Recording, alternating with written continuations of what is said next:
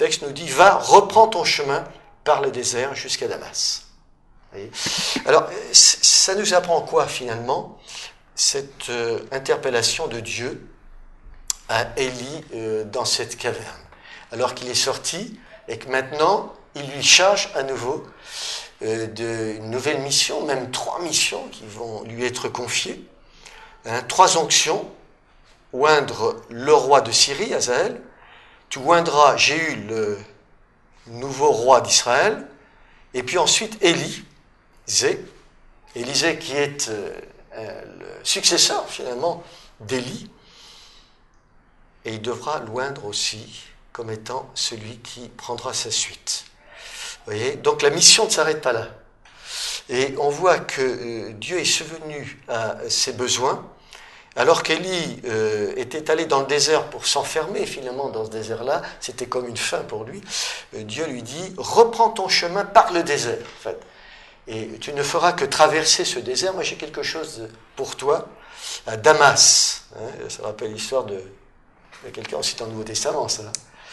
Saul de Tarse. Ce que j'ai saisi, c'est que rien que du fait qu'Élie ait vécu cette expérience extraordinaire avec Dieu, parce qu'il a été reconstruit. Et là, on voit que maintenant, il peut repartir. Donc, situation de stress énorme, fuite et reconstruction de Dieu dans ce rocher. Et là, tout de suite, il est prêt à repartir pour une nouvelle mission. Donc, le stress, effectivement, a été vraiment énorme, important.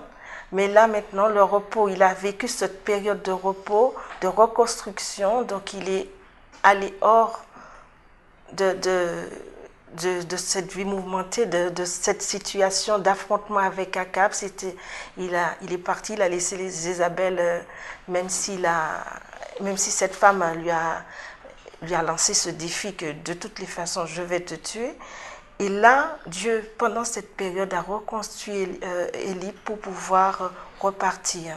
A reconstruit sur le plan physique. Voilà, physique, mais aussi psychologique. Voilà, aussi, et spirituel, parce qu'il a enseigné que je ne suis pas dans le bruit, je ne suis pas dans la tempête, je ne suis pas dans le vent, mais je suis dans ce murmure doux et léger. Je te reconstruis. C'est à ce moment-là que je peux te parler. Il lui a parlé pour repartir. Et alors Dieu termine dans ce parcours-là avec Élie, même par un petit clin d'œil à la fin au verset 18.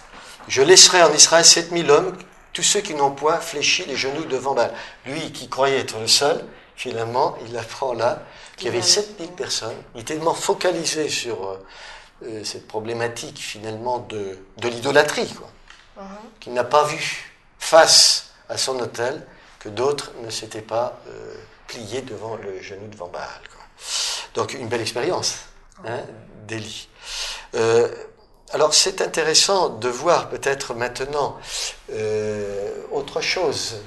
Est-ce que Jésus, pensez-vous, a vécu quelque chose qui nous permettrait de nous laisser croire que, eh bien, lui aussi a été confronté à des situations très prenantes sur le plan des émotions, mais qu'il y a fait face. J'aimerais qu'on puisse lire le passage de Marc au chapitre 6, verset 31.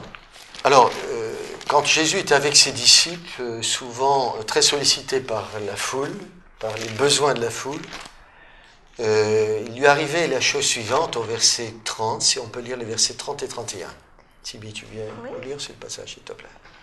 Donc c'est le passage où Jésus nourrit 5000 hommes. Les apôtres vinrent auprès de Jésus et lui racontèrent tout ce qui s'était fait et enseigné. Les gens qui arrivaient et s'en allaient étaient si nombreux que Jésus et ses disciples n'avaient même pas le temps de manger. C'est pourquoi il leur dit « Venez avec moi dans un endroit isolé pour vous reposer un moment. » Voilà, merci. Voilà, donc ils sont très sollicités. Et c'est Jésus qui propose à ses disciples « Venez, reposez-vous un peu. » Mis à l'écart en quelque sorte. Beaucoup d'allées et venues. Et ils n'avaient même pas le temps de manger. Comment vous voyez ça dans ce que Jésus propose? Est-ce que vous voyez là quelque chose qui peut être un élément favorable pour enlever le stress, se déstresser? Ça vous est arrivé, ça, de vivre des choses comme cela Le repos est nécessaire pour l'équilibre de l'homme. Oui, c'est ce que je voulais dire en fait. Donc le repos. Alors vous voyez, le repos, la mise à l'écart, en quelque sorte, aussi. Hein. Alors ce qui est intéressant, c'est de savoir que quand Jésus propose cela à ses apôtres, que lui-même aussi en avait besoin, il exprimait le besoin aussi de vivre ça, parce qu'il était très sollicité, non seulement ses apôtres qui le suivaient. Est-ce que Jésus avait d'autres moments aussi où il aimait se retrouver pour se reposer? On sait que Jésus priait beaucoup, et ce moment de prière l'aidait à s'isoler, se mettre à l'écart, et lui permettait de se retrouver. Il avait certains moments comme ça avec son Père. On peut prendre peut-être Luc 5, verset 16, le verset 15 déjà, et le verset 16 qui est un petit peu le pendant de ce que nous allons lire. Sa renommée se répandait de plus en plus, et les gens venaient en foule pour l'entendre et pour être guéris de leur maladie. Et lui, il se retirait dans le désert et priait. Voilà, et on le retrouve au chapitre 6, verset 12, si on peut voir quelles étaient ses habitudes de Jésus. En ce temps-là, Jésus se rendit sur la montagne pour prier, et il passa toute la nuit à prier Dieu. Alors, qu'est-ce que ça nous apprend finalement dans ce qui peut nous aider dans le moment de stress ici que nous enseigne Jésus? À se retirer pour prier, pour méditer, pour prendre du temps pour soi, moi je dis. Parce que se donner tout le temps aux autres, c'est important. Il faut se donner aux autres, mais il faut aussi pouvoir se préserver et pouvoir se reconstruire, se ressourcer spirituellement. Voilà. Merci. Et la place de la prière, là, dans le stress, comment vous la voyez? Dans ce que dit Jésus, dans ce que vit Jésus, là. Jésus avait-il réellement besoin de prier? Lui qui était en communion, on pourrait dire naturellement avec son Père? Sa nature humaine faisait qu'il avait ce moyen de communication avec son Père, et il s'en servait aussi. Et d'une part, il se retirait pour prier, mais aussi il avait un contact avec la nature. C'est aussi un autre moyen de déstresser aussi, de revenir aux choses matérielles que Dieu a créées. Donc il se retrouvait dans la nature, puisque des fois il montait sur la montagne, comme nous le dit ici, se retrouver dans la nature est un bon moyen. Finalement pour prier aussi, trouver un temps suffisant et un lieu favorable aussi pour la prière, n'est-ce pas?